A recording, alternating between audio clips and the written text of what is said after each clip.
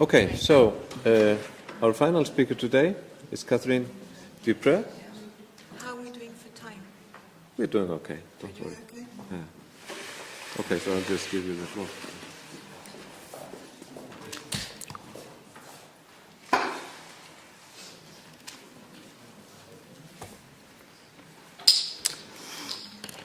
Okay, so good afternoon, everyone.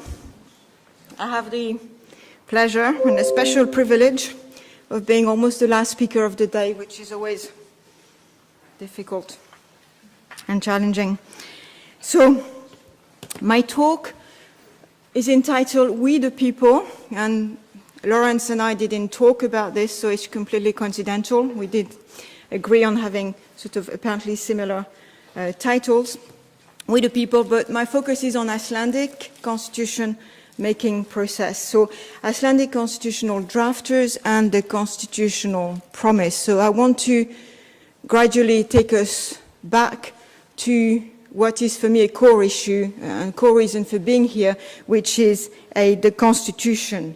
What is at stake? We are talking about making or remaking or unmaking and revising the 1944 Icelandic constitution.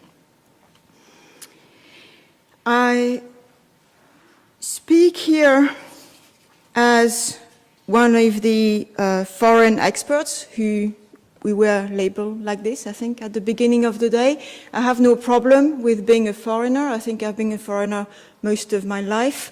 I would like to add a little caveat on expertise. I don't want you to think I'm completely stupid and ignorant, although we had a very interesting discussion and reflection on ignorance of the people, so perhaps we need to have a discussion about the ignorance of experts.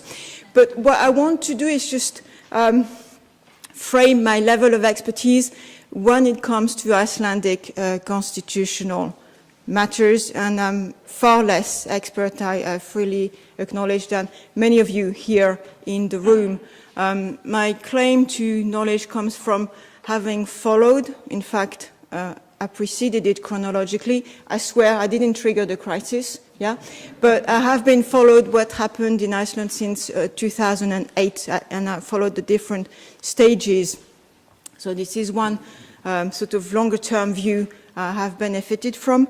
I have also, and I'm also benefiting greatly from the conversation I have had as the co-editor with August Thor Arnarsson, who's there, of a collection which brings together contributions by many, not everybody. We couldn't include everybody for practical reasons, and many of the drafters who took part in the process of the revision of the constitution here in Iceland. So I have learned a great deal through them, and I have been really lucky and very privileged to learn by reading, often being the first reader of the draft they submitted to the collection. So I would like to thank all the contributors and all the Icelandic colleagues and friends who have shared with me their thoughts and experience on that process. My wider field of expertise and where I come from is the field of constitutional, comparative constitutional scholarship, and specifically my other sort of counter example to what has been happening in Iceland and a recent process of constitution revision is the Hungarian example that everybody, now we've seen many pictures of Viktor Orban, the Hungarian Prime Minister, and that is a very sobering example of what constitution revision gone wrong can mean. So I'm taking the discussions here in Iceland very, very seriously. Let us not forget that the revision of a constitution and the process and the procedures that are followed are often a key firewall between democracy and what I would call anti-democracy. So what is at stake here is really important. So what I want to do today is share some observations on what I have learned from the Icelandic process and my own reflection. It is by no account a complete knowledge, and I don't claim any full and exclusive and comprehensive understanding, and certainly not expertise on this field. I will make three big points in my paper, in my talk today, on the basis of my observation and where I come from. The first point is to consider what we the people are. So it's a very different take from Lawrence, who spoke before me. But this raises issues, and certainly in the Icelandic context, of multiplicity and identity of the people and legitimacy. Who are the people who should be the right people? Big questions here have been opened by the Icelandic constitutional reform process. The second point, which is really a core element of constitutional revision, and then we should not forget what the Constitution is about. The talks we've had so far, and have been fascinating talks, and I have learned a lot, but most of the discussion about crowd sources and crowd law was about examples of law or norms which were much below the Constitution. What we are talking here is the Constitution, which is the highest law of a given country, of a given state. And the whole point of the Constitution, one great function and test of the quality of a Constitution, is to be able to put together, to make a promise that can be fulfilled, or that is made in such a way that it can be credibly fulfilled. So it raises broad issues of social contract, of trust. We've heard discussions about this today. So how does this relate to the people and the drafters of the Constitution? The third point and the third part of my talk will be to consider the identity, or to reflect on who we the people are, from a more negative and, let's say, defensive perspective, because this is how the we the people claim emerge historically, and this is still, I think, a very relevant discussion to be had today. So the first point is just to remember and to try to open up the discussion on we the people, that there isn't just a one singular body, the we the people, and there's a whole range of possible definitions and configurations of we the people, constitutional configurations. Historically, the shaping of the we the people has always been very, very difficult.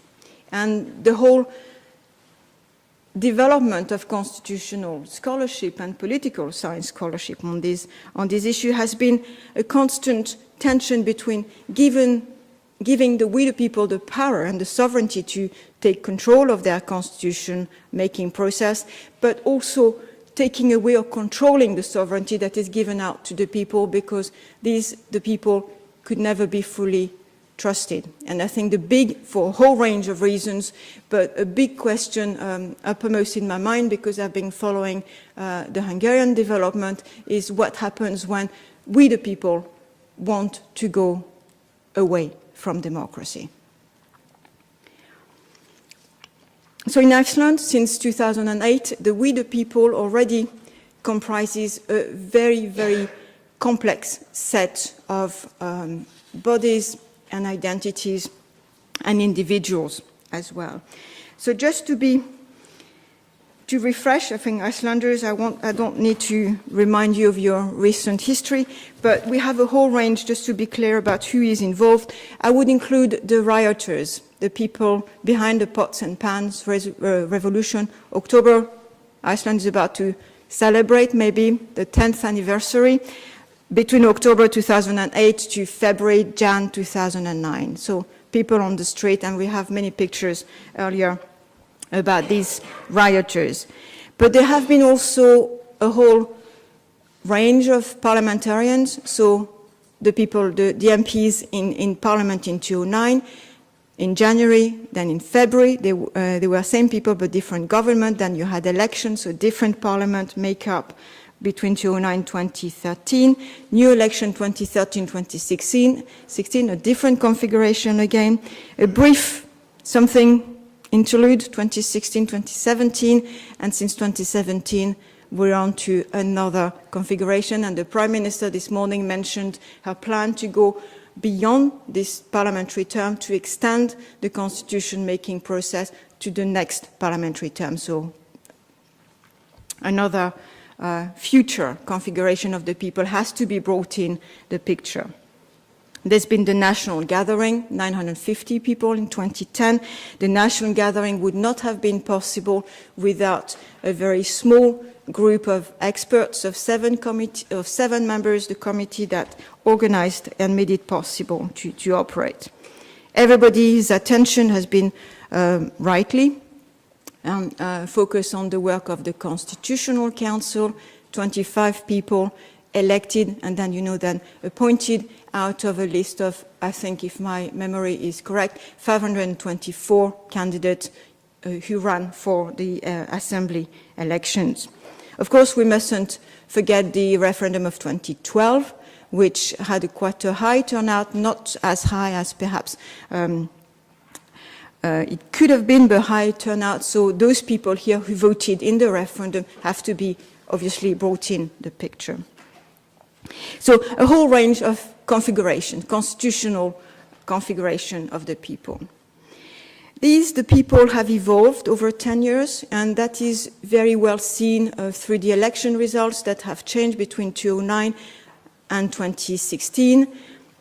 And I think the Prime Minister is very aware of that evolution, and she was very clear, and to me it was a very interesting piece of information, that the work that was going to be done in Parliament amongst politicians would be a cross-party work to ensure, perhaps, this is me just continuing, maybe hopefully not too mistakenly, the line of thinking of the Prime Minister, to ensure that this doesn't remain a political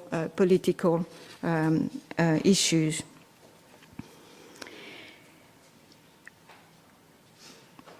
One big issue of one of the way of looking at the people is to look at who they are.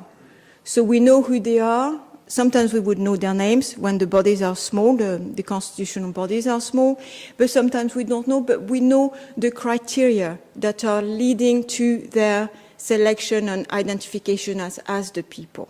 And that is, I think, a very important element of the configuration or constitution of the people. Very important, the idea of transparency. And one issue that has troubled me slightly from that perspective when I was listening to all the talk about direct democracy and crowdsourcing is that in those processes, it seems to me that we are never quite sure that who is behind the screen, who is on the other side of the screen, and that may be an issue that is worth discussing a little bit further. In the Icelandic case, and again, I don't claim complete knowledge of that, but my sense is that no study has yet been undertaken to identify and to know who physically were those people who took part in the crowdsourcing. So who are they? What is their socio-political profile? What are their perspectives? What is their gender? And one of my big questions is, where do the hell could they find the time? Yeah? And the resources might not have been an issue, but where could they find the time to be so actively involved in this debate? And that is, I think, a big question. So this multiplicity of the people is leading, I think, to at least two issues. One, and we are seeing that, I think, quite well in the Icelandic context and outside Iceland, if there is a range of possible the people, the question arises as to who are the people. So there's a competition. There's a competition. Who should have the last say? We have the discussion this morning. There is clearly a sense, and we've seen that, we've heard, and we've had this discussion throughout the day today, that the voters, in the day-to-day functioning of democracy, are no longer the people, or exclusively. We have heard as well some very strong, and perhaps not wrongly so, some very strong reservations in relation to the drafters. Shouldn't be the sort of traditional drafters. If there is such a group of drafters, this is not enough for the 21st century. But this leads, of course, to the key question, if we want to move from the descriptive to the prescriptive or theoretical level, to reflect as to what sort of criteria do we want to decide who the right people are. Who are the right people who are capable and legitimate and democratically mandated, if you want, to draft and adopt the Constitution? Is it, for instance, a question of number, so the majority? Majority is a big criteria in democracy, in representative democracy. Is it a question of chronology when it comes to the Constitution? Is it, do we always have to come back to the very first drafters to know what is going on in the Constitution? Do we have to forget about those and just consider the latest drafters, the latest group of people who were involved in its revision, and just put all the other previous we the people in the background and reinterpret their view? Are these the politicians? Are they better placed? And the sense is clearly that the politicians are not exclusively. In Icelandic experience shows that, discussion shows that, but it's not only in Iceland. So should we give priority to the people as the lay people, like the ordinary man, woman? Should we not fully trust the lay people because they don't have the knowledge or the expertise? So should we bring in the experts? And what does it mean to be an expert in constitutional matters over a lay person? If everything fails, let us trust complete chance. The national gathering here in Iceland was a random selection.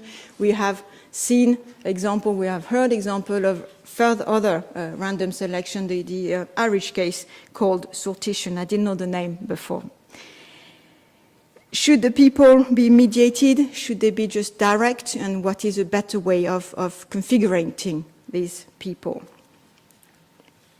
But last but not least, and in the light of all the discussions today, I think one key criteria, certainly one key issue that should be discussed, is the issue of transparency, of knowing who the people are.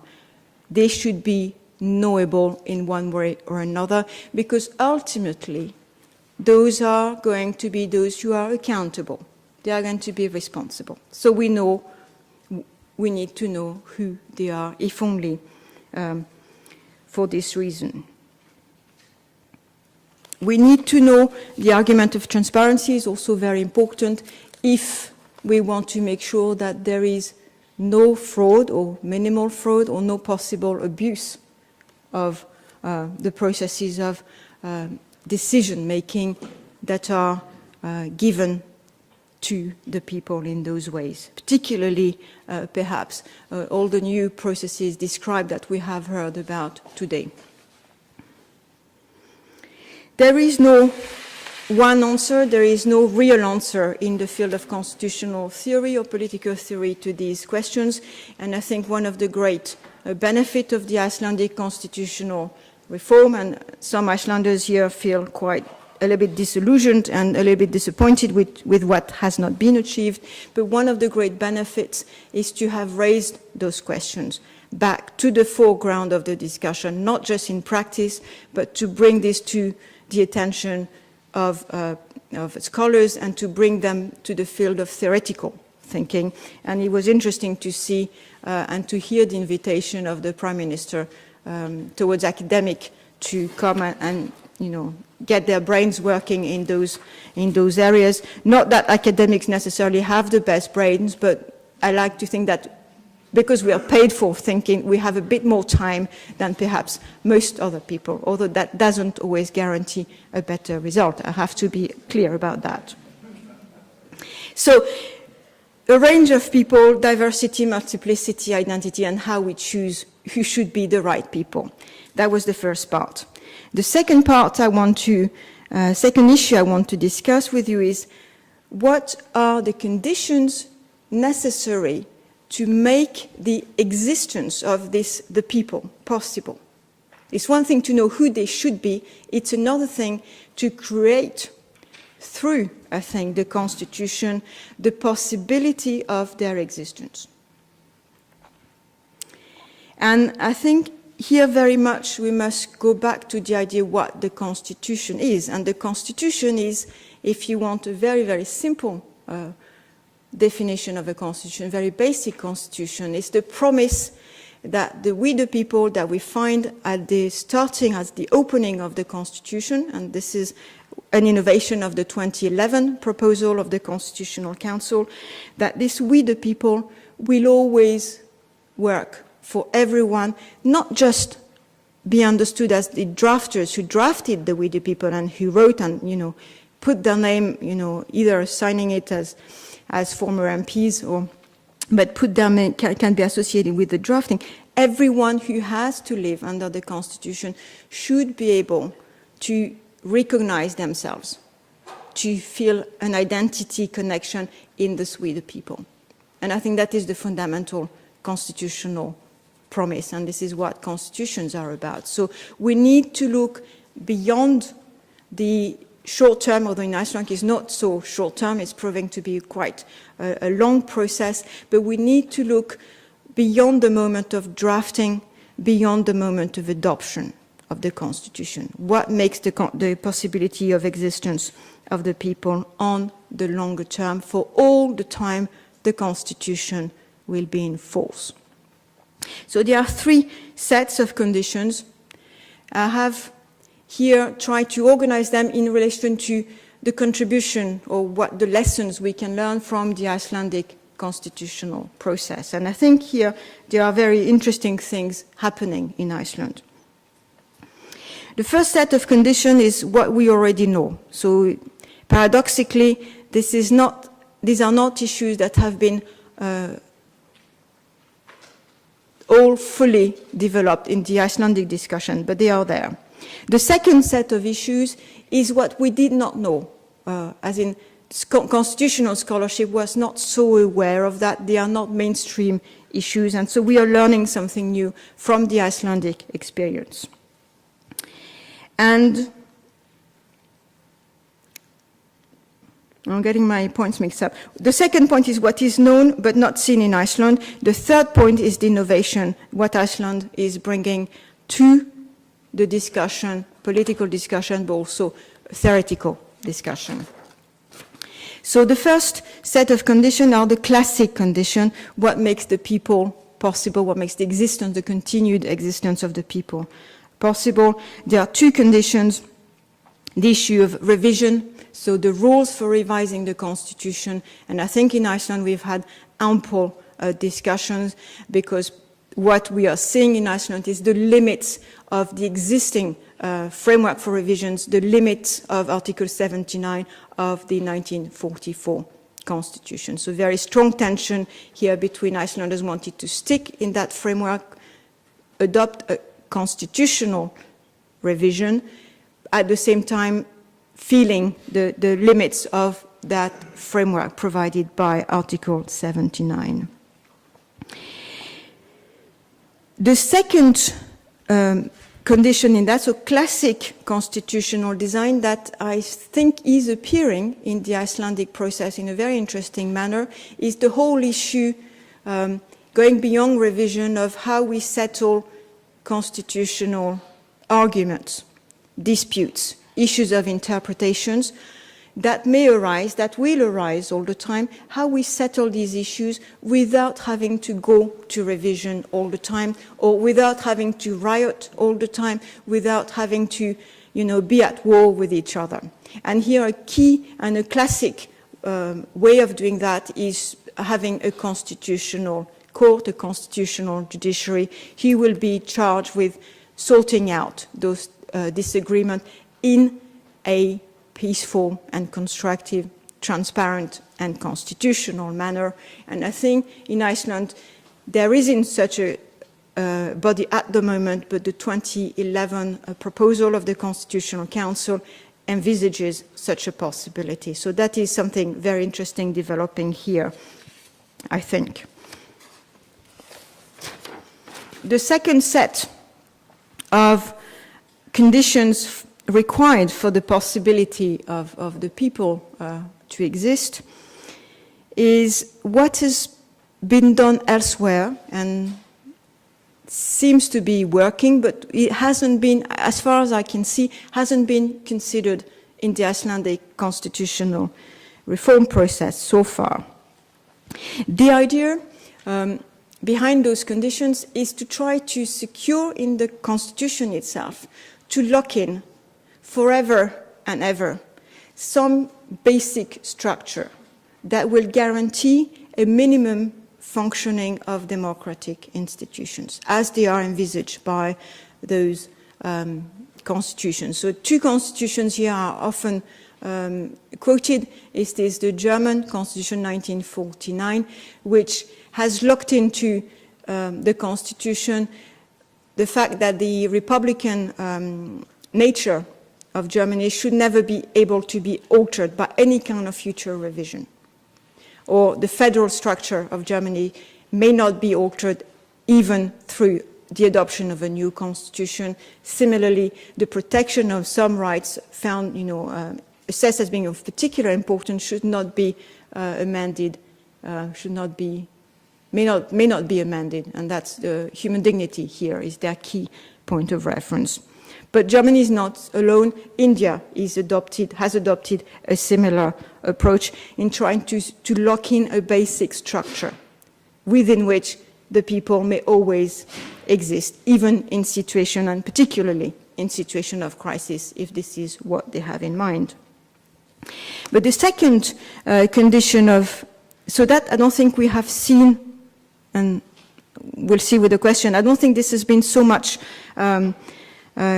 considered or discussed in Iceland so far. The second condition for the people to exist is, of course, for human beings to exist. Seems pretty obvious, but it is not a condition that now we can take for granted anymore. So securing the continued existence of human beings, and I see the Icelandic proposal 2011 had some interesting references to the genetic makeup of humanity, and I think that is very interesting.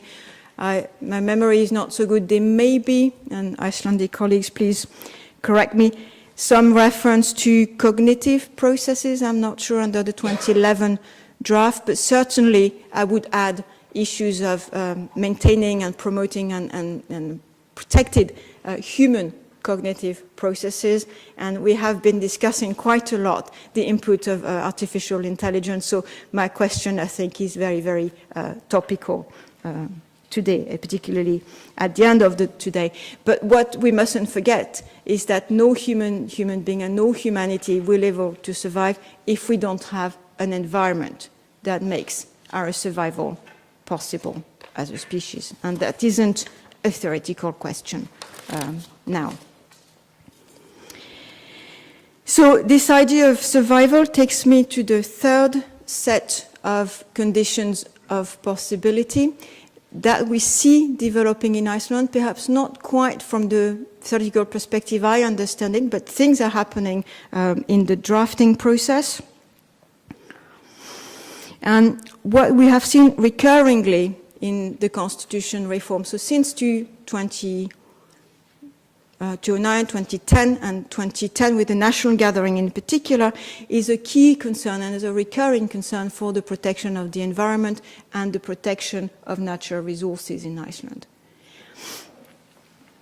And that has been sort of the thread, I think, bringing together the various stages of constitution revision. Very interesting to observe 2010, 2011, 2012, referendum question 2016, the bills. Only 3 bills were put forward. 2 of them deal with this issue of environmental protection and ownership or management, how best to use natural resources for the good of Icelandic humanity is the idea. So we have to see what comes out of that. And I have to say, I was absolutely delighted to have the paracat. Yeah, because, and I have to say instantly, Dion, I didn't pay anyone to engineer that. Yeah, but that proves my point before I make it. Yeah, so therefore I'm completely safe that I'm absolutely right in this matter, of course. That without having this protection of environment, natural resources secured, we are nothing without electricity. Yeah, I was tempted, I was going to speak before Lawrence, because I can speak just about in the dark. Yeah, my technology involves and that. So it's a little bit more advanced. The technology I'm using is a little bit more advanced than the kind of technology the drafters of the French Declaration in 1789 were using. I'm not having candles, but I have more or less the same level of technology. But that makes the point that these issues of natural resources that are now the discussion is a core issue, recurring issue of the constitutional process. It will, I'm sure, be codified in one way or another in the revised constitution when it is eventually adopted. The question is what kind of priority that new constitution will give to the protection of environment and the guarantee of natural resources one way or another. And it seems to me that that may be the sort of issues that should be put in the sort of second category of conditions I mentioned, conditions that can never be taken away from the Constitution. No revision should be able to backtrack on that, and the draft of the 2011 proposal is very clear and sort of seems to be pointing in that direction when the Article 34 of that proposal in 2011, proposal drafted by the Constitutional Council, refers to the joint, but perpetual property of natural resources. And that is a very, very strong adjective here to have put in. So, feedback on who put this in and why, I am curious. The third and last part of my talk is to consider, because this is how it happened originally, historically, the sort of defensive or negative dimension of the definition of we the people. We the people, historically, it was the Americans who came up with that because they were claiming their sovereignty against England, the colonial power, against a different type of monarchy. They were setting up a republic. They were claiming their sovereignty against a monarchy, and beyond that, against a god sort of legitimated or driven or supported monarchy. So a very strong positive, but also defensive assertion of civic and constitutional sovereignty lies behind that claim, we the people.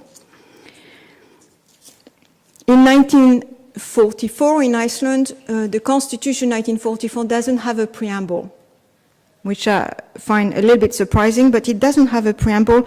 But the claim to sovereignty is the same. In 1944, Icelanders claimed their sovereignty. They will say they claim it back from a monarchy. Yeah. And they exercise their claim through a referendum. Everybody here knows the story. In 2011, in the draft, we have a we the people assertion, but I don't think the Danish king is very much what the drafters had in mind. So the issue of claiming sovereignty against the king as the monarch, the single monarch, is not so much on the agenda.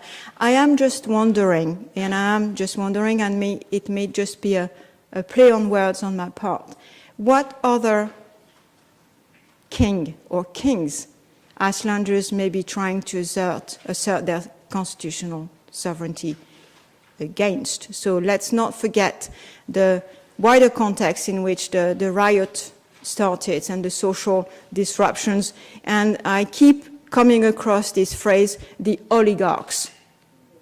Who are these oligarchs? So is it a claim of we the people, the Republicans, against an oligarchy? I'm not sure what is going on here, but that might require further thinking or further investigation, and maybe I am guessing wrong. I will not talk too much about religion to follow up the claim of the Republic and against the absolute monarchy and God justified back in certainly in the French case. But I note with interest that one of the questions in the 2012 referendum was a question about the separation of church and state. The answer was, we are happy to have the two together, a wide majority there. But I was very interested to see that this came up as a key constitutional issue to be raised with the Icelandic voters, the Icelandic people. I wish now to finish on a paradox, on maybe some bad news, perhaps here for some of you, that no matter how perfect we manage to design we the people, sovereignty is always limited. It's always limited, and we have to, in a way, come to terms with that paradox. The we the people is, on the one hand, the greatest level of sovereignty, of civic sovereignty that the people can never exercise, but at the same time, it is limited sovereignty. It is limited sovereignty because the we the people, let's say the 2011 we the people, are bound by the we the people 1944. At the very least, they're bound to stay within the parameters of 1944 constitution, and we've seen that very well in Iceland. Beyond that, they are also bound by certain democratic standards. And this is not so clearly developed both in constitutional theory and not so clearly in the discussion here, perhaps. But the general sense is that we, the people, cannot adopt or may not adopt a constitution that is of a lesser democratic quality than the constitution that gives them the power to revise it. And so there are big questions here. So what is democracy and what is a lesser, better quality of democracy? But one way of understanding that is that you cannot go back in time. You cannot go against the benefits earned through experience, the positive experience. So this is quite difficult and this is quite controversial. Because the we the people will be, I think, or has to be limited. And one issue, one area where the discussion comes out very, very clearly and in very controversial modes I fully appreciate is the extent to which referendums can be on any topic, absolutely.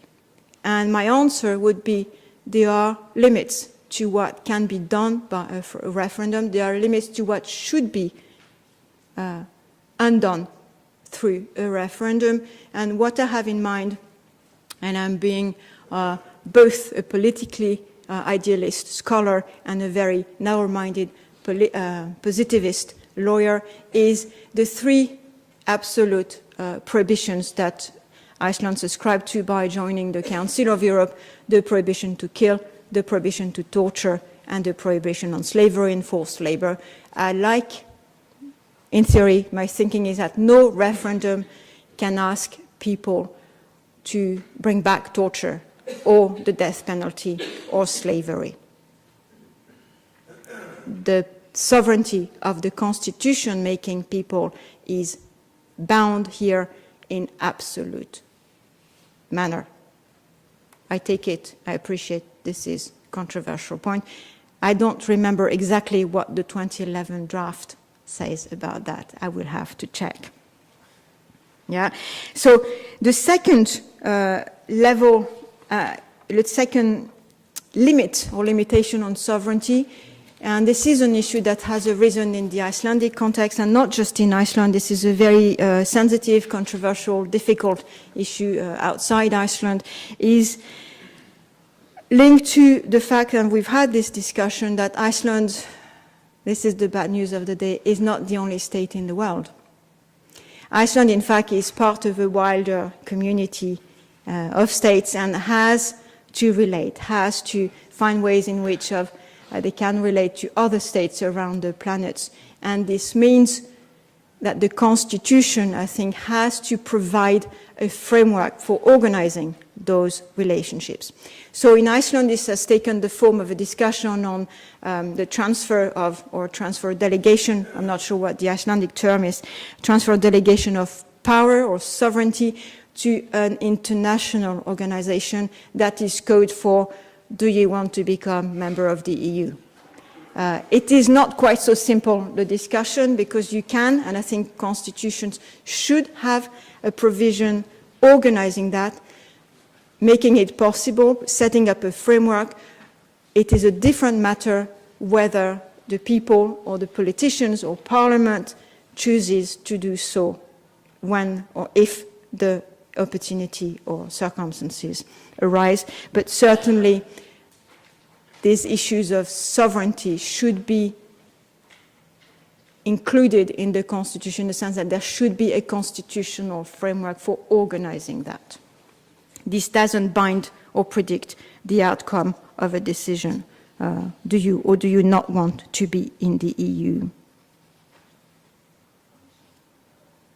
So this is a sensitive point, and believe me, you hear my French accent. I live in the UK, and we are seeing how difficult it is to disentangle sovereignties and to disentangle the UK from the EU.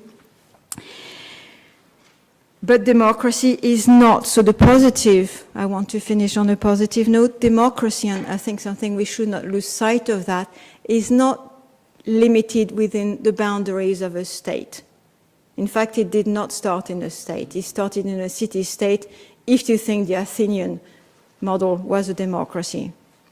It is not limited to the boundaries of a state, and I think it might be useful for Icelanders to think that the Constitution is not just what makes democracy possible in Iceland, but it is also what makes it possible for Icelanders to become citizens of the world. Thank you.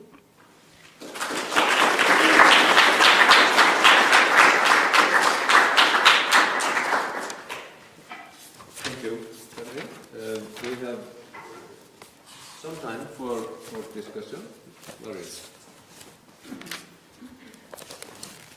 Jonathan, thank you for that extraordinary talk. I want to pick up at the end on the claim you made about what the sovereigns can do. Yeah. I just want you to say more about in what sense can, because we obviously see lots of so-called constitutional democracies moving against democracy. That's obviously what you're talking about in Hungary, it's happening in Russia. So here it happens in the United States. The whole populist movement is a way of saying, of recognizing people sort of saying, maybe democracy wasn't such a great thing. So if you say can, are you saying that we academics will not be allowed to refer to them as constitutions if they do that? Or are you saying that there's something deeper? Can I? Yeah, so thank you very much for raising this question. So I have to say, to nuance a little bit, what I have in mind here, and I should have said that at the beginning, is the wider framework of European constitutionalism. So in that framework, because we have a particular history, a particular constitutional makeup, a particular admissions requirement into that club, if you want, it's often described as a club of democracy, a particular design of democracy even. So it is within that framework that I was thinking. I am afraid, however, that anyone who gets in power and who would want to do what they want will still be able to do it, even if I wrote 10 beautiful books about this. Yeah? The question is, if we remain in the European context, I think they would no longer be eligible to be a member state. And this is exactly the situation we are facing with Hungary and Poland at the moment. The fault in the EU provisions is that we have no mechanisms to exclude people, to exclude member states who no longer meet this kind of constitutional and democratic design or this kind of quality of democracy. And the EU is struggling, and it's fighting for its skin here, yeah, to promote and protect and educate, if we don't want to see that too much, always in a belligerent way, to educate Hungary back to democracy. Democracy does not come naturally, I have to say. It's an education. And it's a steep learning curve, and many of us here are teachers, and we know how hard it is to learn and how easy it is to make mistakes. But we need to have a system to correct those mistakes. Thank you. Thank you for that. That was really fascinating. I had a question about the claim that you made about sovereignty being limited. Yeah. And because I guess the way I look at it, if I think back to Lawrence's talk, in some sense, sovereignty has always been limited, and it has always made a claim to absolutism. Mm-hmm. So it always implies a single subject, while both of you, in different ways, were arguing that that subject is constituted, which implies, I guess the term he used was bipolar, but there's it's a difference. It's a multiplicity of some sort. And so when you talked about the limits being put on referendum, being things like slavery or torture, to me, looking at it from a slightly different perspective, those are things that perhaps maybe counterintuitively were enabled by an absolutist conception of sovereignty, which has always been limited, but has promised a limitless power. Does that make any sense to you? And I don't know if that's what you were saying. I don't think it was, but when you talked about that, to me it revealed a sort of the contradictory nature of constitutional development in general under a concept of sovereignty as absolute. Yeah, but the sovereignty is no longer absolute. That is my message. And it is, again, talking from the perspective of the European experience, which I appreciate, and there are scholars from many different parts of the world. I can't think of any other part of the world where those rights are protected in such absolute manner.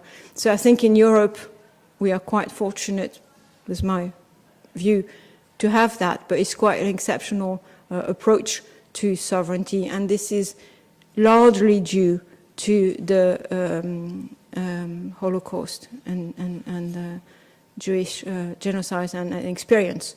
Yeah, there are other provisions and international prohibition on slavery and torture and all of that, but in Europe, I think we have an extremely and unusually high level of prohibition and boundaries, limitations on the sovereign power, on the sovereign constitution-making power.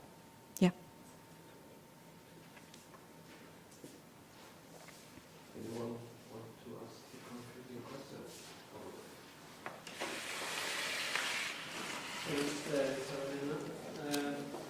I was just wondering, I don't think you mentioned the concept of time, which you have used in other contexts. But you talked about the promise, the constitutional promise. So if you could possibly connect those two ideas, so we could hear a little bit about your ideas of time in human rights and constitutional context, combined with maybe what is the constitutional promise in the Icelandic context? Thank you for this easy question. So, the constitutional promise it's funny, I was just thinking about identity. I said at the beginning I've been a foreigner for most of my life, and I think for the most part when I was a foreigner I was a constitutional scholar, so maybe I need a promise to get going. But I've been thinking about what is exactly a constitution, and the questions arise in Iceland in a very acute manner as to a constitution is two things defined here. It's been defined or approaching around two converging, but they've been seen, I think, in parallel so far. In fact, they converge. what do we put in that constitution and who puts these things in the constitution and what are the right ingredients to put in a constitution. And there is no, at the level of theory and scholarship, there isn't one answer, one right answer, and in fact all scholars disagree and are very happy to disagree about that. So what I've been thinking or trying to understand, what is a constitution if we try to go to the core of the definition. And the constitution is only the promise that the conditions that created the constitution should continue to exist. So it's the promise, learning, the promise is it's not something you can deliver at the moment of drafting, so this is really important to take the longer view and say, okay, what is it that we are trying to achieve longer term? And in that sense, you know, the identities of the drafters is almost completely irrelevant. I'm afraid to say that, and I wish everybody well, but most of the drafters will be long dead when the Constitution, if it is drafted well, continues to be enforced. So anyway, there is no necessarily connection between particularly the drafting people at the time of drafting and the people who will live under the Constitution for the whole duration of the Constitution. But the Constitution makes this promise that it will always be possible to have the people, that it will always be possible to have a future, to go beyond the moment, the present moment of adoption and drafting of the Constitution. So in Iceland, you know, this process is going on 10 years and it looks like 20 years maybe. And the Constitution does not define and should not define. So we had talks about values, but the Constitution really, if we are going to take this idea of promise seriously, is not something that predetermines the future in a democracy. This is the job of authoritarian constitution. You know, we've seen that with communism, and all authoritarian regimes do that. Democracies don't do that. They just provide the conditions for the future to happen, for the future to be gradually invented throughout over the years. Yeah. So this is what the promise is. Does it answer your question? Yeah, it's a promise that cannot be fulfilled, and we have to be clear about that. But where the lack of trust can arise is when people see that the conditions for fulfilling that promise are no longer met. So I think people see that their will or their worries or their concerns or their views, their priorities are no longer being taken seriously by those who represent them, whoever that may be.